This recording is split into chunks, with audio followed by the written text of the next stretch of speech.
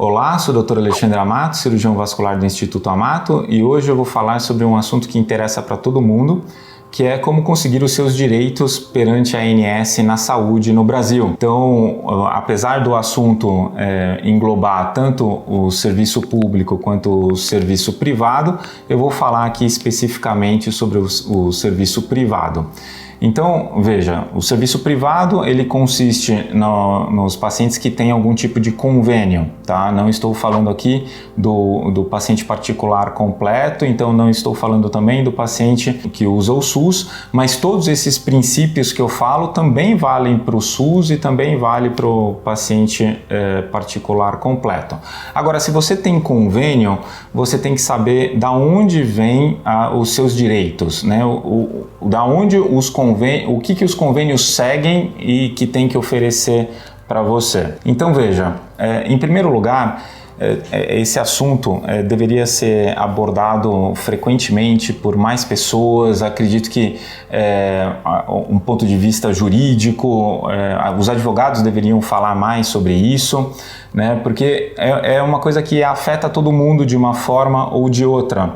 E aqui eu vou falar de um aspecto que é sobre o convênio que paga ou não um procedimento, que paga parcial um procedimento ou que ele influencia na decisão de qual procedimento que vai ser feito. Então, quando você passa em consulta com um médico e esse médico ele é credenciado por um convênio, ele tem uma relação contratual com esse convênio. Então, apesar dele estar tratando o paciente, ele tem que responder ao contrato com esse convênio. Quando você passa num médico e ele não tem o contrato com esse convênio, ou seja, ele faz ou via particular ou via reembolso médico, ele não tem uma relação contratual com o convênio. E quando não tem essa relação contratual com o convênio, a relação é direto com o paciente, de forma que não há influência externa do convênio sobre o que deve ou não ser feito. E quando eu falo deve ou não ser feito, pode ser restrição de gastos, e isso é muito frequente na saúde no Brasil. Então, se o convênio ele quer restringir gastos, ele pode utilizar de alguma forma para coibir o médico de pedir exames ou fazer procedimentos. Agora, se você tira essa relação com o convênio e a relação médico-paciente fica mais próxima, a única coisa que importa passa a ser o resultado com o paciente. Então, o médico não tem mais a preocupação de estar economizando alguma coisa para o convênio. Então, essa relação via reembolso médico ou do particular é muito mais saudável por não haver influência externa. Agora, como que funciona? O convênio ele tem que cobrir, não tem que cobrir algum procedimento que foi solicitado? Então, da onde vem isso? Existe um negócio chamado rol da ANS. O rol da ANS é uma lista enorme de procedimentos que são de cobertura obrigatória. Ela foi criada com o princípio de ser uma lista de cobertura obrigatória mínima, ou seja, os convênios deveriam oferecer pelo menos o que tem naquela lista. Estariam liberados para oferecer outros procedimentos que não estão nessa lista. É que no Brasil acabou que essa lista de procedimentos mínimos obrigatórios virou a lista de procedimentos e ponto final, né? Poucos são os convênios que fazem algo a mais do que está naquela lista. Essa lista é fácil de encontrar, tem no site da ANS, ans.gov.br, então existe essa lista que eles têm que seguir. Agora, quando a gente faz um procedimento, uma solicitação de procedimento para um convênio credenciado, a gente tem que esperar ele autorizar esse procedimento. E acontece algumas coisas estranhas. Por exemplo, às vezes a gente pede uma cirurgia de varizes para o paciente tal. Aí vem uma negativa, o convênio nega a realização da cirurgia de varizes. Ele não pode negar. Ele não pode negar porque a cirurgia de varizes, desde que, obviamente, documentado que há o problema de varizes, é um procedimento que está no rol da ANS, então ele não tem o direito de negar. Agora, se o médico ele tem uma relação contratual com esse convênio, ele não vai se indispor com o convênio após uma negativa.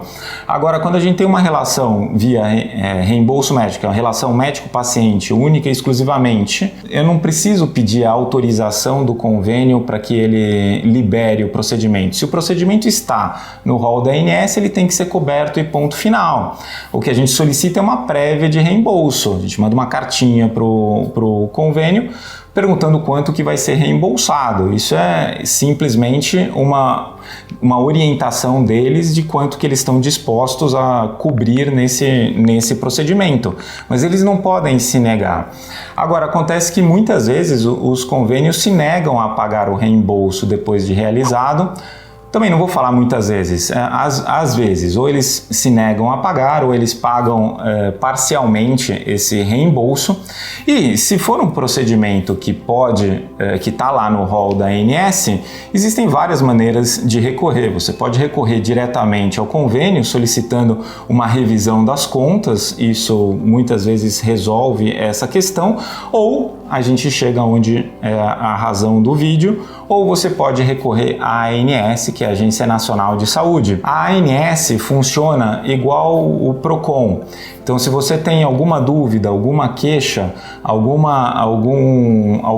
que você acha que está errado no sistema de saúde com o convênio, você pode entrar na ANS, então no site da ANS você pode criar um login e senha e você mesmo pode entrar lá e fazer uma queixa, pode entrar lá e perguntar, eu fiz o procedimento tal e gostaria de saber por que foi reembolsado parcialmente ou por que não foi reembolsado tudo ou por que não estão cobrindo determinado procedimento. A ANS é um órgão que vai impor ao convênio uma resposta. Então, muitas vezes a gente não consegue essa resposta facilmente pelas vias do convênio. Então, quando a gente entra via ANS, vem a ordem de cima a baixo que eles têm que responder. E eles têm que responder baseado na lei, baseado na lista no rol da ANS. Então, se é um procedimento que deveria ser coberto e eles não cobriram por alguma razão e você entra na ANS, a ANS vai perguntar para o convênio, escuta, o que aconteceu? Esse procedimento está lá na lista de procedimentos obrigatórios, por que você não está cobrindo? Eles vão ter uma dificuldade enorme para se justificar. Agora, algumas pessoas ficam com receio de entrar na ANS achando que está brigando com o seu convênio. Na verdade, não, você está brigando pelos seus direitos, né? A ANS é simplesmente um órgão que vai falar, escuta, a lei é essa, você quer seguir ou não? Né? Porque se não seguir vai ter multa, se seguir está tudo certo. E as pessoas acreditam que o convênio ele não faz isso, né? Ele não vai fazer nada fora da lei, que não vai fazer nada que atrapalhe o seu funcionamento. E isso não é verdade. Muitas vezes existem glosas, que é o não pagamento de algum procedimento, ou pagamento parcial, de forma que e às vezes simplesmente por um corte linear, eles nem sabem por que estão não pagando, simplesmente passam a régua lá para ver o que vai acontecer. Por que isso?